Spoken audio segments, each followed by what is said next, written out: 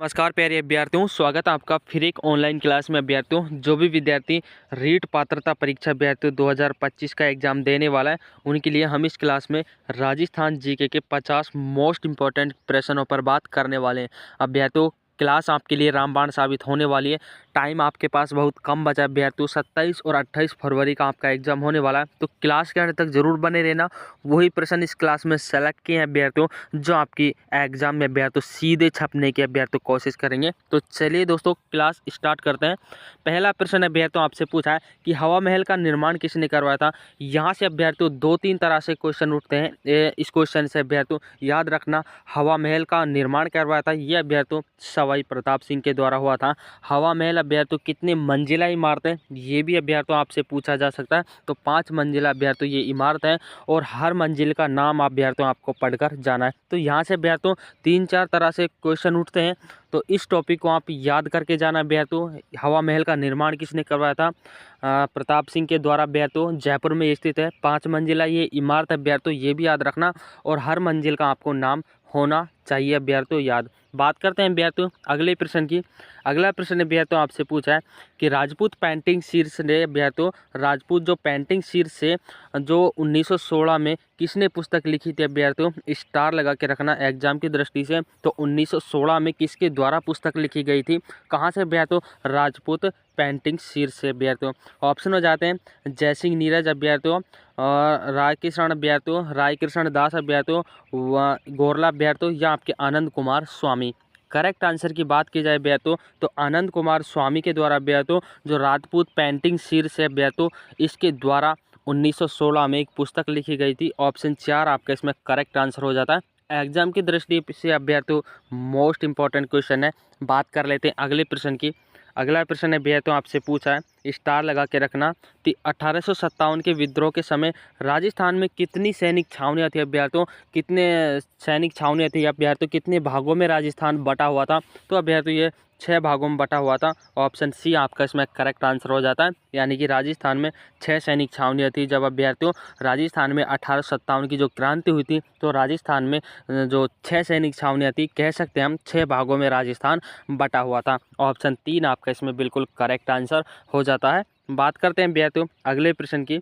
अगला प्रश्न भैया आपसे पूछा है कि निम्नलिखित में से कौन सी राजस्थानी चित्रकला शैली जो चंपारसिका शैली से मिलती जुलती है अभ्यर्थियों, जो चंपारसिका शैली है उससे मिलती जुलती है अभ्यर्थियों। नया क्वेश्चन है, स्टार लगा के रखना एग्जाम की दृष्टि से। तो चंपारसिका जो शैली है अभ्यर्थियों, वो आपकी मेवाड़ शैली से मिलती जुलती है। ऑप्शन 4 आपका इसमें बिल्कुल करेक्ट आंसर हो जाता है। दोस्तों क्लास को पूरी देखना, चाहे इसको आप 2 की स्पीड में करके देखना, लेकिन क्वेश्चनों को रिपीट जरूर करना अभ्यर्थियों। बात करते हैं अगले प्रश्नों की। अगला प्रश्न अभ्यर्थियों आपसे पूछा है कि कोलू गांव किस लोक देवता से संबंध है अभ्यर्थियों, जो कोलू गांव में अभ्यर्थियों किस लोक देवता से संबंध माना गया है। ऑप्शन हो जाते हैं तल्लीनाथ जी, पापू जी, देवनारायण जी या आपके रामदेव जी। तो पापू जी का जो संबंध है अभ्यर्थियों, वो आपके कोलू गांव से माना गया है। Option B is the right answer. याद रखना अभ्यर्थियों, जो ऊँटों के देवता अभ्यर्थियों, जो ऊँटों के देवता वो भी आपके पापू जी को माना जाता है, यानी कि ऊँट बीमार होने पर पापू जी की पूजा की जाती है और कोलू गांव से भी अभ्यर्थियों पापू जी का संबंध माना गया है। दोनों पॉइंट याद रखना अभ्यर्थियों, एग्जाम में अभ्यर्थियों कोई सा भी पूछा जा सकता है। अगला प्रश्न अभ्यर्थियों आपसे पूछा है, स्टार लगा के रखना, मोस्ट इंपॉर्टेंट है एग्जाम की दृष्टि से, क्योंकि काफ़ी एग्जाम में अभ्यर्थियों यह प्रश्न देखने को मिलता है कि राजस्थानी साहित्य में पावरा क्या है अभ्यर्थियों, पावरा किसे कहते हैं। राजस्थानी शब्दावली से यह क्वेश्चन उठाया गया है, वहाँ से अभ्यर्थियों आपके हर एग्जाम में क्वेश्चन पूछे जाते हैं। तो राजस्थानी साहित्य में पावरा क्या है, पावरा आपको बतानी है बहादुरों के विशेष कार्यों का वर्णन करने वाली रचना ही अभ्यर्थियों पावरा कहलाती है, जिसमें बहादुरों की जो विशेषताओं का वर्णन किया जाता है, जिस बुक में अभ्यर्थियों जिसमें लिखा जाता है, उसको अभ्यर्थियों हम पावरा कहते हैं। ऑप्शन बी आपका इसमें बिल्कुल करेक्ट आंसर हो जाता है। बात करते हैं अभ्यर्थियों अगले प्रश्न की। अगला प्रश्न है अभ्यर्थियों आपसे पूछा है कि राजस्थान की किस रियासत ने ब्लू पोट्री को संरक्षण दिया था अभ्यर्थियों, स्टार लगा के रखना।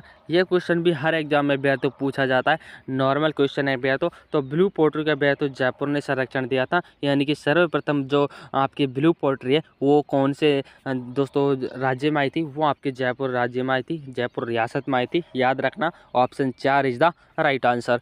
चलते हैं अभ्यर्थियों, बात करते हैं अगले क्वेश्चन की। अगला प्रश्न है अभ्यर्थियों आपसे पूछा है कि सीकर आंदोलन की उल्लेखनीय महिला नेता कौन थी अभ्यर्थियों, स्टार लगा के रखना एग्जाम की दृष्टि से। तो सीकर आंदोलन की उल्लेखनीय महिला नेता अभ्यर्थियों आपको बताना है तो किशोरी देवी अभ्यर्थियों आपका इसमें करेक्ट आंसर हो जाता है ऑप्शन बी। किशोरी देवी को अभ्यर्थियों जो सीकर से संबंध रखती है और अभ्यर्थियों ये किसान आंदोलन की एक उल्लेखनीय नेता है, ऑप्शन बी आपका इसमें बिल्कुल करेक्ट आंसर हो जाता है। बात करते हैं अभ्यर्थियों अगले प्रश्न की। अगला प्रश्न अभ्यर्थियों आपसे पूछा है कि धौलपुर प्रजा मंडल के प्रथम जो अध्यक्ष है वो कौन थे अभ्यर्थियों। धौलपुर प्रजा मंडल से अभ्यर्थी यहाँ से हर बार एग्जाम में क्वेश्चन पूछे जाते हैं, तो धौलपुर प्रजा मंडल को याद रखना अभ्यर्थियों इंपॉर्टेंट टॉपिक है, यहाँ से आपके एग्जाम में क्वेश्चन पूछे ही जाएंगे। तो माणिक्यलाल वर्मा, विधि शंकर त्रिवेदी, कृष्ण दत्त पालीवाल या मास्टर आद्येंद्र नाथ। तो धौलपुर प्रजा मंडल के जो प्रथम अध्यक्ष है वो अभ्यर्थियों कृष्ण दत्त पालीवाल, ऑप्शन सी आपका इसमें बिल्कुल करेक्ट आंसर हो जाता है। बात करते हैं अभ्यर्थियों अगले प्रश्न की। अगला प्रश्न अभ्यर्थियों आपसे पूछा है कि स्वतंत्रता सेनानी हीरालाल शास्त्री राजस्थान के किस जिले से थे। तो कौन से जिले से थे अभ्यर्थियों हीरालाल शास्त्री, ये आपको बताना है। जयपुर, बीकानेर, उदयपुर या आपके अभ्यर्थियों कोटा। तो स्वतंत्रता सेनानी जो हीरालाल शास्त्री थे अभ्यर्थियों इंपॉर्टेंट है, याद रखना, काफ़ी बार इनके से संबंधित एग्जाम में क्वेश्चन पूछे जाते हैं। ये जयपुर जिले से बिलोंग करते हैं, ऑप्शन ए आपका इसमें बिल्कुल करेक्ट आंसर हो जाता है। बात करते हैं अभ्यर्थियों अगले प्रश्न की। अगला प्रश्न अभ्यर्थियों आपसे पूछा है कि निम्नलिखित में से राजस्थान का प्रथम किसान आंदोलन कौन सा अभ्यर्थियों। राजस्थान का जो प्रथम किसान आंदोलन है, पहला किसान आंदोलन आपको बताना है तो एक ही किसान आंदोलन, बिजोलिया किसान आंदोलन, बिंगू किसान आंदोलन या आपके दुधवा खारा किसान आंदोलन। तो राजस्थान का जो प्रथम किसान आंदोलन अभ्यर्थियों वो आपको बताना है, काफ़ी एग्जामों में यहाँ से क्वेश्चन उठते हैं अभ्यर्थियों, तो ऑप्शन बी आपके इसमें बिल्कुल करेक्ट आंसर हो जाता है। यानी कि जो अभ्यर्थियों बिजोलिया किसान आंदोलन है वो राजस्थान का प्रथम किसान आंदोलन माना गया है, option B is the right answer. बात करते हैं अभ्यर्थियों अगले प्रश्न की। अगला प्रश्न अभ्यर्थियों आपसे पूछा है कि बीकानेर के शासक जो रायसिंह का शासनकाल था वो कौन सा रहा है अभ्यर्थियों, कितने साल रहा है, ये आपसे पूछा है। स्टार लगा के रखना अभ्यर्थियों, ऐसे क्वेश्चन एक तो आपके एग्जाम में 100% पूछे जाएंगे। जो शासक हैं अभ्यर्थियों उनका शासनकाल अभ्यर्थियों 100% पूछा जाएगा, तो इसमें आपका ऑप्शन बी, ये ऑप्शन सी आपका इसमें करेक्ट आंसर हो जाता है। यानी कि 1574 से 1612 जो बीकानेर के रायसिंह हैं इनका शासनकाल रहा था। याद रखना अभ्यर्थियों 1574 से 1612 ईस्वी तक इनका शासनकाल रहा था, option C is the right answer. बात करते हैं अभ्यर्थियों अगले प्रश्न की। अगला प्रश्न आपसे पूछा कि मिर्जाई अभ्यर्थियों मिर्जाई और दुतई और डगला किसके प्रकार हैं, ये तीनों प्रकार अभ्यर्थियों किसके हैं, ये आपसे पूछा है। तो तीनों प्रकारों को याद रखना, ये अंगरखी के एक प्रकार हैं, यानी कि वस्त्रों से ये क्वेश्चन उठाया गया है। वस्त्रों का एक नाम है अभ्यर्थियों मिर्जाई, तुदई और डगला, इन तीनों नामों का अभ्यर्थियों अंगरखी से इनका संबंध माना गया है, option 3 is the right answer. बात करते हैं अभ्यर्थियों अगले प्रश्न की। अगला प्रश्न अभ्यर्थियों आपसे पूछा कि महानदी के जो किनारा है वो क्या कहलाता है। महानदी का किनारा अभ्यर्थियों आपसे पूछा है वो अभ्यर्थियों कांठल, जो कांठल का मैदान है अभ्यर्थियों, हम बोलते हैं कि कांठल का मैदान कहाँ पर स्थित है। कांठल का जो महानदी का किनारा है उसको ये अभ्यर्थियों कांठल कहा गया है। तो स्टार लगा के रखना है एग्जाम की दृष्टि से, मोस्ट इंपॉर्टेंट क्वेश्चन है अभ्यर्थियों। जो कांठल है अभ्यर्थियों वो महानदी का जो किनारा है वो कहलाता है। बात करते हैं अभ्यर्थियों अगले प्रश्न की। अगला प्रश्न अभ्यर्थियों आपसे पूछा है कि कौन सा सही सुमेलित नहीं है, आपको इसमें से गलत ऑप्शन छांटना अभ्यर्थियों। हेमावास बांध अभ्यर्थियों कहाँ पर, पाली में स्थित है, ये भी इसमें करेक्ट ऑप्शन हो जाता है। गैपसागर तालाब अभ्यर्थियों डूंगरपुर में स्थित है, ये भी करेक्ट ऑप्शन हो जाता है। और कनाडा बांध बांसवाड़ा में स्थित है, ये भी इसमें करेक्ट ऑप्शन हो जाता है। तालाब ऐसा ही है भरतपुर में नहीं अभ्यर्थियों, ये बल्कि अजमेर में आपके स्थित है अभ्यर्थियों, याद रखना इसको, भरतपुर को आप हटा देना, यानी कि डी ऑप्शन आपका इसमें करेक्ट ऑप्शन हो जाता है। तीनों को याद रखना, हेमावास बांध पाली में स्थित है, गैपसागर तालाब डूंगरपुर में स्थित है और कनाडा जो बांध है वो आपके बांसवाड़ा में स्थित है। कोई सा भी अभ्यर्थियों आपके एग्जाम में पूछा जा सकता है, इंपॉर्टेंट है, तीनों को याद रखना। बात कर लेते हैं अभ्यर्थियों अगले क्वेश्चन की। अगला प्रश्न अभ्यर्थियों आपसे पूछा है कि दजिया चिमाता राजस्थान की किस जनजाति से संबंधित अभ्यर्थियों। दजिया और चिमाता याद रखना अभ्यर्थियों, स्टार लगा के रखना एग्जाम की दृष्टि से, मोस्ट इंपॉर्टेंट क्वेश्चन है अभ्यर्थियों। दजिया और चिमाता शब्द किस जनजाति से संबंधित रखते हैं, ऑप्शन बी आपका इसमें करेक्ट ऑप्शन हो जाता है, यानी कि भीलों से संबंधित ये दोनों शब्द हैं, option B is the right answer. याद रखना अभ्यर्थियों। बात करते हैं अगले क्वेश्चन की। अगला प्रश्न अभ्यर्थियों आपसे पूछा है कि अजमेर राजस्थान का छठा संभाग कब बना, कि अजमेर राजस्थान का छठा संभाग कब बना अभ्यर्थियों, स्टार लगा के रखना एग्जाम की दृष्टि से। तो अभ्यर्थियों 1987 में जो अजमेर है वो राजस्थान का छठा संभाग बना था। Option 3 is the right answer. बात करते हैं अभ्यर्थियों अगले प्रश्न के। अगला प्रश्न अभ्यर्थियों आपसे पूछा है कि निम्न में से कौन सा पशु का नस्ल सही सम्मिलित नहीं है। तो कौन सी पशु की नस्ल सही सम्मिलित नहीं है अभ्यर्थियों, सांचौरी गाय की नस्ल है, करेक्ट ऑप्शन हो जाता है। मेहसाणा भैंस की नस्ल है अभ्यर्थियों, ये भी इसमें करेक्ट ऑप्शन हो जाता है अभ्यर्थियों। खेरी बकरी की नस्ल है, ये भी इसमें करेक्ट ऑप्शन हो जाता है। ये ऑप्शन आपका सी ऑप्शन आपके इसमें गलत ऑप्शन हो जाता है, यानी कि C option is the right answer. सांचौरी अभ्यर्थियों गाय की है, याद रखना, एक बार फिर बता रहा हूँ अभ्यर्थियों, भूल मत जाना। मेहसाणा अभ्यर्थियों भैंस की है और खेरी अभ्यर्थी ये बकरी के।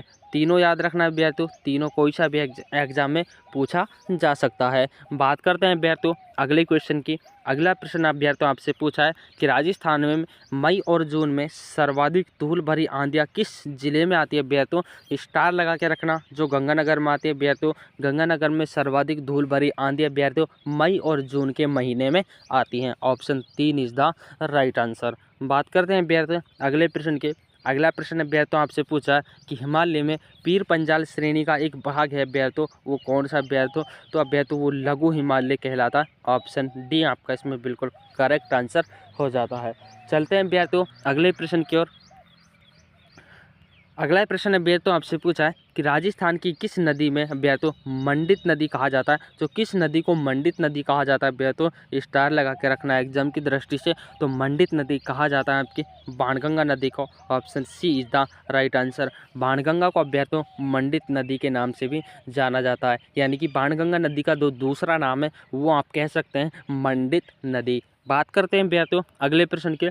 अगला प्रश्न अभ्यर्थियों आपसे पूछा है कि कौन सा राज्य अपनी अंतर्राष्ट्रीय सीमा बांग्लादेश और म्यांमार के साथ साझा करता है। तो बांग्लादेश और म्यांमार के साथ कौन सा जो राज्य है वो अपनी सीमा जो साझा करता है अभ्यर्थियों, त्रिपुरा, मिजोरम, असम या मिजोरम या आपके मेघालय। तो मिजोरम एक ऐसा राज्य अभ्यर्थियों जो बांग्लादेश अभ्यर्थियों और म्यांमार इन दोनों के साथ अपनी सीमा को साझा करता है। याद रखना अभ्यर्थियों मिजोरम एक ऐसा राज्य है जो अपनी सीमा रेखा दोनों जो देश हैं इनके साथ साझा करता है, बांग्लादेश और म्यांमार के साथ। Option C is the right answer. बात करते हैं अभ्यर्थियों अगले प्रश्न की। अगला प्रश्न अभ्यर्थियों आपसे पूछा है कि डंकन मार्ग के बीच में क्या स्थित है अभ्यर्थियों, डंकन मार्ग के बीच में अभ्यर्थियों आपको बताना है, स्टार लगा के रखना। काफ़ी एग्जामों में प्रश्न देखने को मिलता है अभ्यर्थियों। तो डंकन मार्ग के अभ्यर्थियों बीच में अभ्यर्थियों दक्षिण और लघु अंडमान स्थित है। ऑप्शन बी आपका इसमें बिल्कुल करेक्ट आंसर हो जाता है। ऑप्शन बी इज द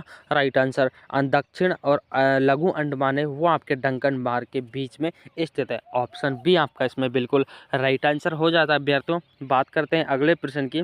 अगला प्रश्न अभ्यर्थियों आपसे पूछा है कि निम्न में से पूर्वी घाट की सबसे ऊंची चोटी कौन सी है। तो पूर्वी घाट की सबसे ऊंची चोटी आपको बतानी है। तो महेंद्रगिरी अभ्यर्थियों जो पूर्वी घाट है इसकी सबसे ऊंची चोटी आपके महेंद्रगिरी हो जाती है। Option B is the right answer. बात करते हैं अभ्यर्थियों अगले प्रश्न के।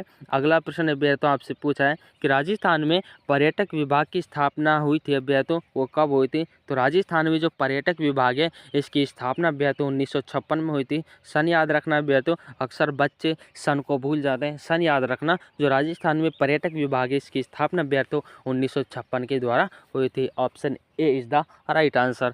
बात करते हैं अभ्यर्थियों अगले प्रश्न की। अगला प्रश्न आपसे पूछा है कि भारत के अधिकांश वर्षा अभ्यर्थियों कहाँ पर होती है, वो आपके पर्वतीय क्षेत्र में होती है। भारत में जो अधिकांश वर्षा होती है वो आपके अभ्यर्थियों पर्वतीय क्षेत्रों में होती है। ऑप्शन बी इसको भी याद रखना अभ्यर्थियों। बात करते हैं अगले प्रश्न की। अगला प्रश्न अभ्यर्थियों आपसे पूछा है कि जो भारत में किस प्रकार के वनों का क्षेत्रफल सबसे अधिक है अभ्यर्थियों, स्टार लगना एग्जाम की दृष्टि से। तो भारत में सबसे अधिक वन अभ्यर्थियों कौन सी प्रजाति के पाए जाते हैं ये भी याद रखना। उष्णकटिबंधीय जो पर्णपाती वन है, उष्णकटिबंधीय पर्णपाती वन जिसकी मात्रा अभ्यर्थियों भारत में सबसे अधिक है, इसके वन अभ्यर्थियों सबसे अधिक भारत में पाए जाते हैं। ऑप्शन बी आपका आंसर हो जाता है। याद रखना अभ्यर्थियों एग्जाम की दृष्टि से मोस्ट इंपॉर्टेंट प्रश्न है कि भारत में सबसे अधिक वन किस प्रजाति के पाए जाते हैं। तो उष्णकटिबंधीय अभ्यर्थियों पर्णपाती वन है जो भारत में सबसे ज़्यादा पाए जाते हैं। बात करते हैं हैं विद्यार्थियों अगले प्रश्न की। अगला प्रश्न आपसे पूछा है कि राज्य में विद्यार्थियों राज्य में छत वर्षा जल संचय अनिवार्य है, वो अभ्यर्थियों कौन से राज्य में सबसे अधिक होते हैं विद्यार्थियों? तो तमिलनाडु अभ्यर्थियों आपका इसमें करेक्ट आंसर हो जाता है। Option A is the right answer. जहाँ पर वर्षा का जो जल इकट्ठा किया जाता है अभ्यर्थियों छत के द्वारा, वो अभ्यर्थियों आपके तमिलनाडु में सर्वाधिक मात्रा में किया जाता है। तो दोस्तों क्वेश्चन आपको कैसे लगे? क्लास को यहीं पर स्टॉप करते हैं। रोजाना अभ्यर्थियों आपको अपलोडेड क्लास यहाँ पर मिलेगी अभ्यर्थियों। जो भी विद्यार्थी चैनल पर नया विजिट किया हो, चैनल को जरूर सब्सक्राइब कर लें। और अभ्यर्थियों एक रिक्वेस्ट मैं आपसे कर रहा हूँ, बस एक लाइक वीडियो को आपसे करना अभ्यर्थियों, आपसे मांग रहा हूँ, कहकर मांग रहा हूँ अभ्यर्थियों, एक लाइक जरूर करना। बीच में मैंने कुछ के लिए भी आपको नहीं बोला, सब्सक्राइब के लिए नहीं बोला, शेयर के लिए नहीं बोला, लाइक के लिए भी नहीं बोला, बस एक लाइक आपके लिए अब मांग रहा हूँ। तो मिलता है अभ्यर्थियों अगली क्लास में, तब तक के लिए जय हिंद साथियों।